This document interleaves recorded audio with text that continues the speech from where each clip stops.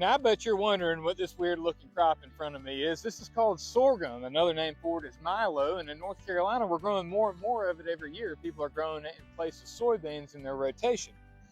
Now milo is a super versatile crop. It gets used for a whole bunch of different things, not only from animal feed to people feed, but it's also used in bird seed. That's right, if you go pick you up a bag from Walmart, it's going to have a whole bunch of sorghum in it.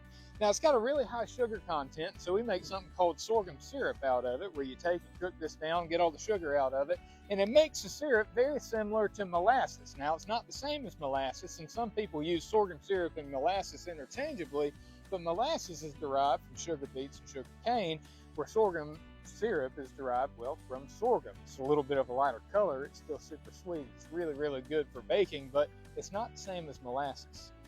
Now, I love seeing milo in a crop rotation. Not only does it take lower fertility inputs, your fertilizer, your pesticides, your chemicals are lower on a milo crop, it's also extremely drought tolerant, where in central and southeast North Carolina, where we're at, we get in drought conditions fairly often because of our sandy clay soils. We don't have great water holding capacity.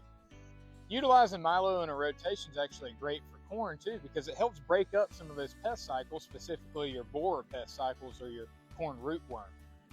It's also a pretty good nitrogen user, so if you have a bad wheat crop that didn't take up everything that you put out there, instead of running a soybean behind it, you can put milo behind it and it'll use a lot of that elemental nitrogen that's out there in the soil. So now if you see this funny looking crop going down the road, you know what it is, you know what it's used for. Thank you so much for watching. Y'all have a good day.